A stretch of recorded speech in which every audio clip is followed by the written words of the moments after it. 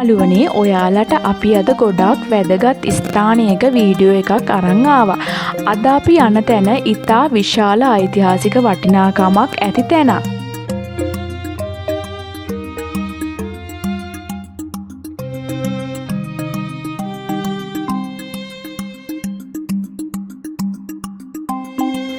මේක ටිකක් විතර දුෂ්කර ගමනක්. මොකද අපිට කඳු මුදුනක් දක්වා මේ පඩිපෙල් ඔස්සේ ඉහළට යන්න සිද්ධ වෙනවා. ඔච්චර දුෂ්කර වුණත් මේ සුන්දර පරිසරය සහ අපි ගමන් කරන රාවණා ගුහාව දැක බලා ගැනීමට ඇති දැඩි ආශාව නිසා අපි ගොඩක් උනන්දුවෙන් මේ පඩිපෙල් නැග ඉහළටම යනවා.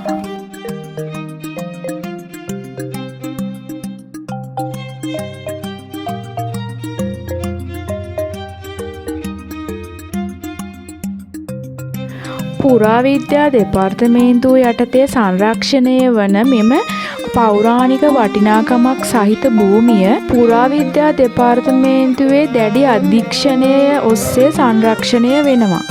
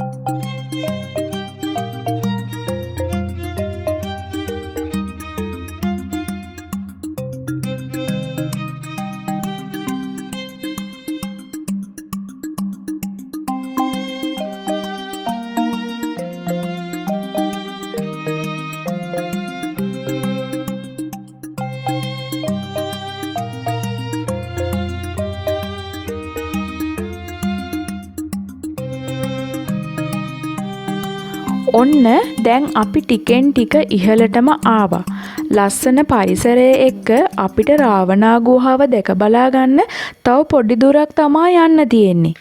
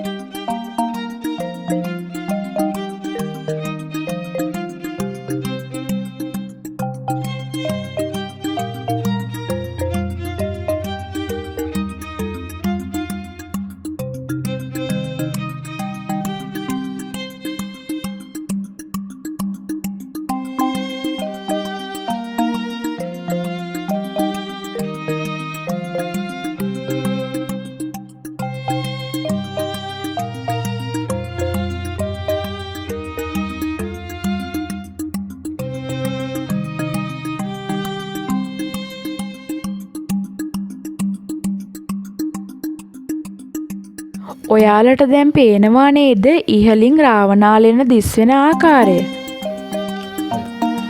අපි මේ පඩි ටික තරණය කරලා බලමු මේ ස්ථානය කොහොමද කියලා.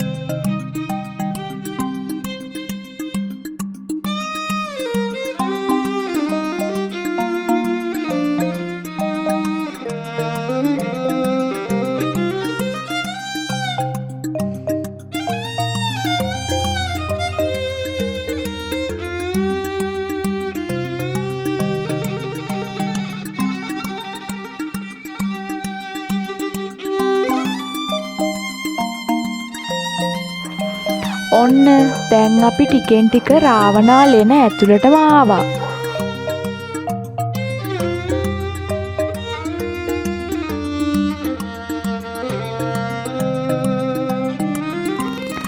රාවණා රජු අයෝධ්‍යාවේ සිට දඬු මොණරේක ආධාරයෙන් සීතා දේවිය පැහැරගෙන විත් මෙම ලෙනෙහි සඟවාගෙන සිටි බවට විශ්වාස කෙරෙනවා. එසේම පුරාවිද්‍යාඥයන් විසින් සිදු කරනු ලැබූ කැණීම්වලදී මෙම ලෙනෙහි තිබී වසර 20000කට වඩා පැරණි හිස් කබලක් හමු වී ඇති අතර එය දැනට ජාතික කෞතුකාගාරයේ තැන්පත් කර තිබෙනවා.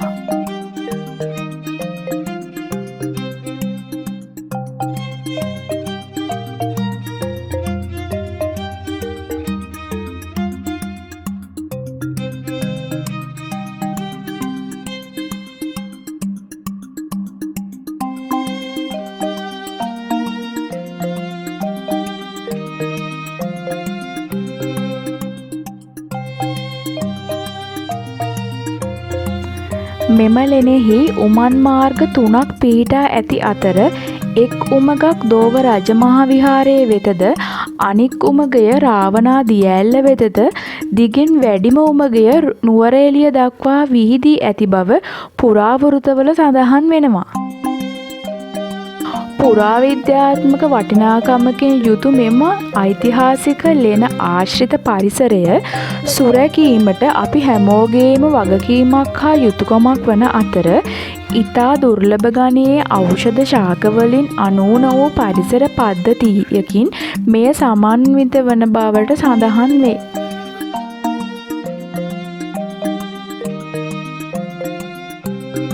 ඔන්න දැන් අපි රාවණාලෙන දැක බලාගෙන නැවත රාවණාලෙන් විහාරය දැක බලා ගන්න පහළට පිටත් වෙනවා.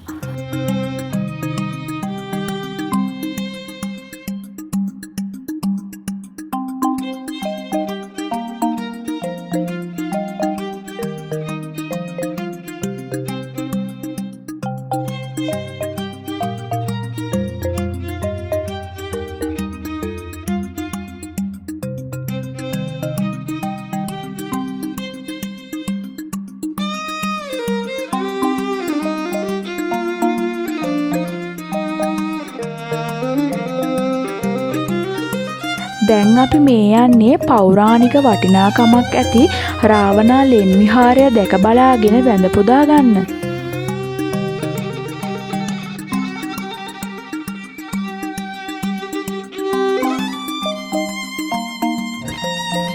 ඌව පළාතේ බදුල්ල දිස්ත්‍රික්කයේ ඇල්ල ප්‍රාදේශීය ලේකම් කොට්ටාශයේ ඇල්ල ග්‍රාම නිලධාරී වසමේ පිහිටි පුරාවිද්‍යා ස්ථානයකි. මෙහි ඇති ලෙන් විහාරය 948 අංක දරන ගැසට් පත්‍රයේ 1996 11 පළමු වන දින ආරක්ෂිත පුරාවිද්‍යා ස්මාරකයක් ලෙස ප්‍රකාශයට පත් කර ඇත. මෙම විහාරය පිළිබඳ තොරතුරු ඇතුළත් ලේඛනගත මූලාශ්‍ර විරල වන අතර මෙහි ඇති ගල්ලෙනෙහි කටාර කොටා ක්‍රිස්තුපූර්ව මුල් කාලයේදී සංඝයාට පූජා කර තිබේ. එසේ වුවද මෙම විහාරස්ථානයේ නඩත්තුවට ඉඩමක් පූජා කර විහාරයේ වැඩි දියුණුවට වළගම්බා රජු කටයුතු කළ බව රාවණාඇල්ල සන්නසේ සඳහන් වෙනවා. කටාර සහිත මෙමලෙන මහනුවර යුගයේදී තවදුරටත් සංවර්ධනය වී ඇති අතර ප්‍රතිමා ගෘහයක් ලෙස භාවිතා කර තිබෙනවා.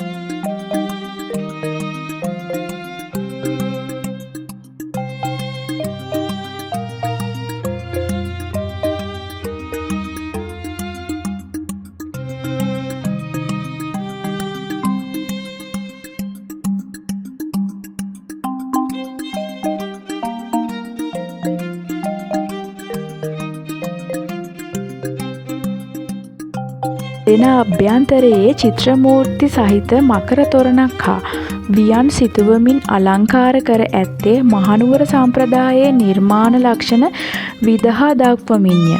මෙහි ඇති සැතපෙන බුද්ධ ප්‍රතිමාව මධ්‍යම ප්‍රමාණයේ ප්‍රතිමාවක් වන අතර හිඳි බුද්ධ ප්‍රතිමා කුඩා ප්‍රමාණයේ ඒවා වේ.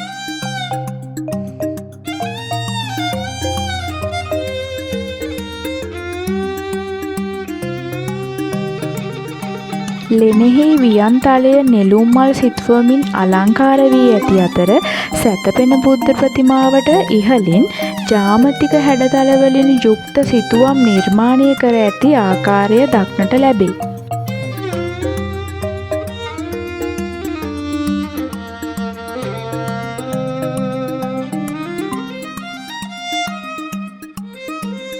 ඓතිහාසික වටිනාකමකින් යුතු මෙමලෙන් විහාරය අනාගත පරපුර සඳහා ආරක්ෂා කර ගැනීම පුරාවිද්‍යා දෙපාර්තමේන්තුවේ මැදිහත් වීමෙන් සංරක්ෂණය කර ඇත. එහෙනම් අපි අපේ වීඩියෝ එක මෙතනින් අවසන් කරනවා. තවත් දවසක ලස්සන වීඩියෝ එකකින් හමු වෙමු. ඔයාලගේ අදහසුත් කමෙන්ට් කරන්න. අපේ People Voice YouTube channel එක තවමත් subscribe කර නැත්නම් දැන්මම subscribe කරන්න. වීඩියෝ එක ආරම්භයේ සිට අවසානය වෙනකන් නැරඹූ ඔයාලට ගොඩාක් ස්තුතියි.